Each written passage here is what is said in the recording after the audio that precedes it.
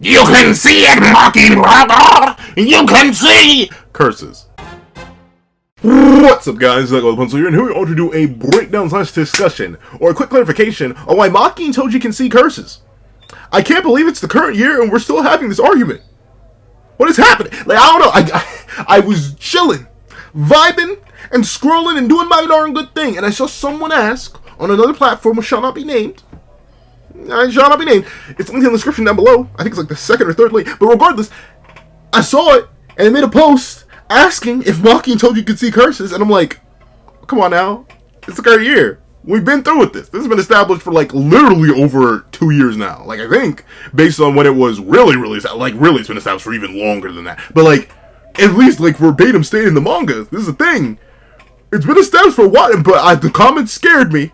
And by scared me, I mean really scared me. So let's not waste any more time and let's hop right into it. Editing me. Are you ready? 3, 2, 1, go.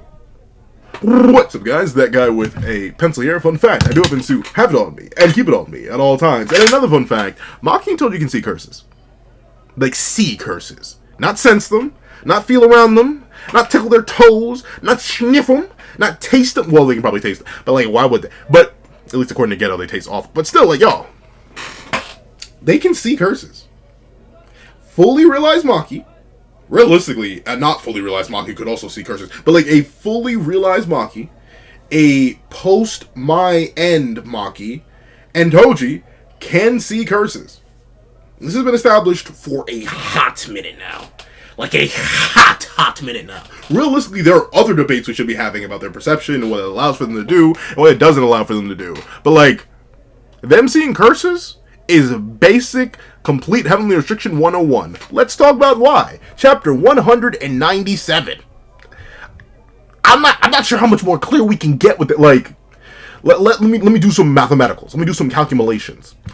Everything around me will tell me how Naoya will move. Without glasses, I couldn't see what others were able to see. I gained this body thanks to Mai, and now I can see curses without glasses.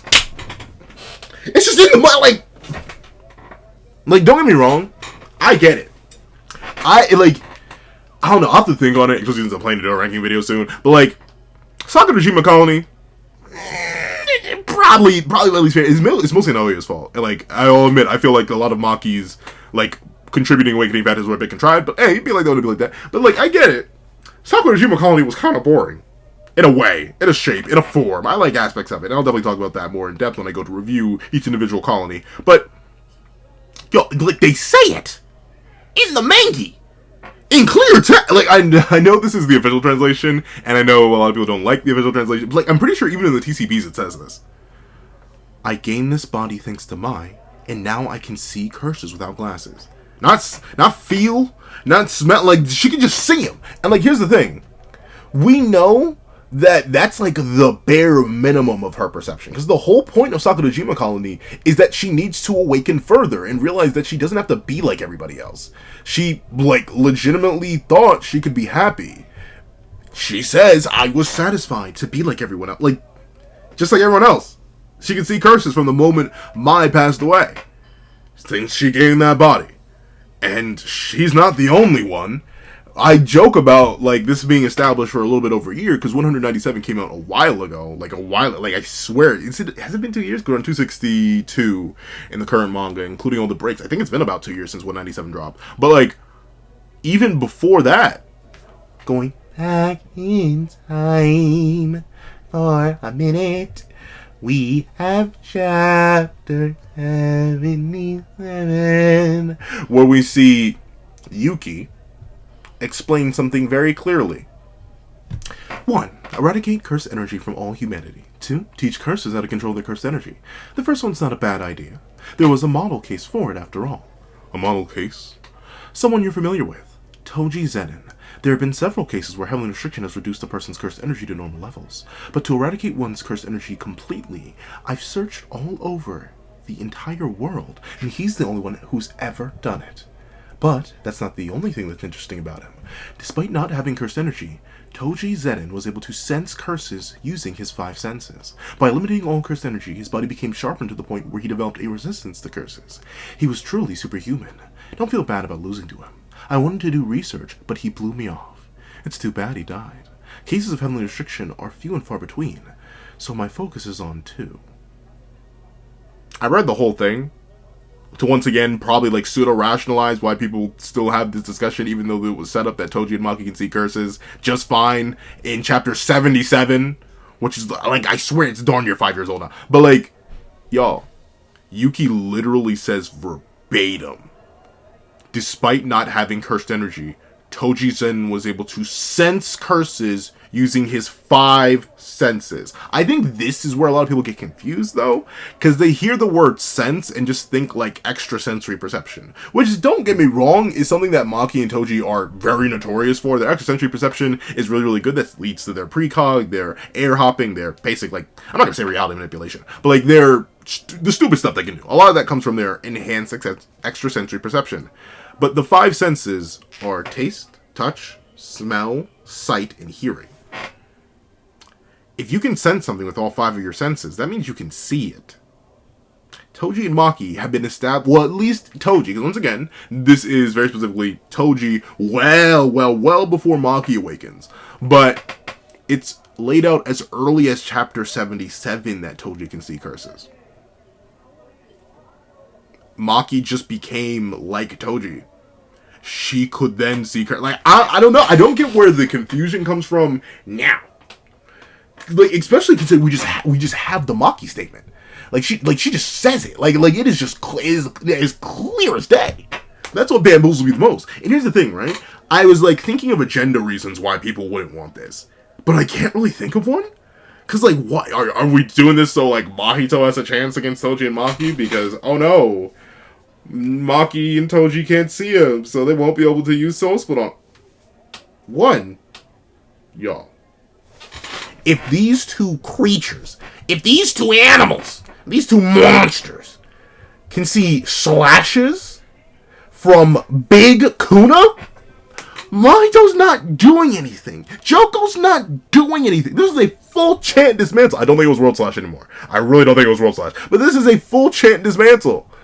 And she sees it, dodges it, and then proceeds to react and knock another one away at the start of the chapter. Or at least it's chapter 253. Like, she's dodging, bobbing, weaving, redirecting. Like, she's doing things. She's clanging and clashing with them. Like, her not being able to see curses doesn't mean any curse in the entire series arguably beats her. The only one that could be weird is, like, Rika. Because, like, Rika's weirdly immortal. And, like, I'm talking curse Rika. I'm talking original Rika. Current Rika? I don't know. Smells like a soul split victim. But Pencil, she doesn't have a soul. She has remnants. And if she doesn't have a soul, she's an inanimate object, which also have souls. I don't know. I don't think Rika being soulless only makes her immune to SSK. But that's another argument for another time. Essentially, they can see curses. What is that? Like, I don't know. It's so clearly laid out, and I don't get any agenda reason why. Because, like, here's the thing. I get perpetuating things for agendas. I do it myself. Come on. I'm something of an agenda pusher myself, you know. So, like, don't get me wrong. I understand the need, the desire, the fire required to really get down and dirty and diabolical and devious with it. But, like, let's be real. It wouldn't make sense in universe if Toji couldn't see a curse. Because, like, what do you think he's doing when he ended up setting up this master-servant relationship with the worm or inventory curse? Was he just, like, or, like, extrasensory percepting it the entire time? When he reached into his mouth to pull out stuff, he was just reaching blindly and hoping things would work? Y'all think he couldn't see it? And, like, know what he's going to draw out? Y'all thought he was just wildin'? Y'all thought, like, from Toji's perspective, he just had, like, a weird force around his body? Did people just not read? Like, don't get me wrong. I know, like, JJK retention dropped off a lot during, like, the Calling Games arc. Like, a lot. Like, a lot of people just didn't like it. I like the Calling Games a lot. Do I think it's better than Shibuya? Another story for another time. But I like it a lot. It has a lot of revelatory stuff, especially for a character like Maki, which leads a lot into her later feats and later just, like, madness that she does against Sukuna and stuff like that. But due to that, it's such a clean and clear-cut discussion that I think there are other things we need to do when it comes to Maki and Toji and their perception and how good it is and how much of an impact it can have in battle. Like, that's the next step. Step 1 is admitting that they can see curses. Sorry, there's a bug. But unlike the whole Kenny thing, where I can somewhat understand because we don't have it explicitly, but we do have it explicitly stated for the Kenny thing too, so I really don't get that one either. But this one's more egregious because it's so clearly laid out. You just need to read 197. I gained this body thanks to I can now see curses without glasses, and all the way back in chapter 77, ironically enough, 120 chapters apart, Yuki establishes that Toji can see curses. And also it just doesn't make sense if he couldn't. Everything in the manga point. There's literally nothing in the manga that points to them not being able to see curses. This is definitive. I like, once again, I don't gamble. I don't bet. I don't do nothing. But this is the one case where I would put money on it. I put hardline stacks. Because what are you going to do? Argue with the manga? Argue with the text? I think if you even go back to the original Japanese, it just says this. Because why? What else would it say? It's that simple. It's that clean. No Kingdom Hearts. But that's it. Once again, this is another quick clarification video. I don't think this is mainly just for like the archives, and in case someone ever asks a question, I can just boom and I can hit him with the manga panels. But yeah, Maki and Toji can see curses. But if you think not, please tell me why down below. Please, I'm gonna do the poll tomorrow. I'm gonna be intrigued. I'm gonna put it up the poll. I'm gonna see what people say, and I want to see the arguments because I don't know. And I'm just going to keep linking chapter 197 and 77. But with that being the case, if you went all the way to the end of this video, leave Kingdom Hearts. Oh yeah.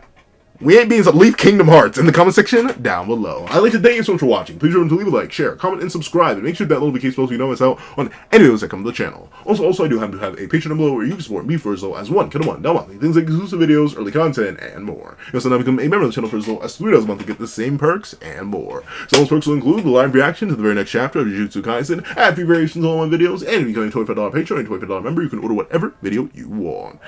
Also, I do have a link to my Ko-Fi in the description down below where you can drop 5 beans for a short video, 25 beans for a long video, or any beans at all is always greatly appreciated. But now, I'd like to thank you so much for watching once again, and I hope you guys have a wonderful day. This is That Guy with the Pencil, writing off.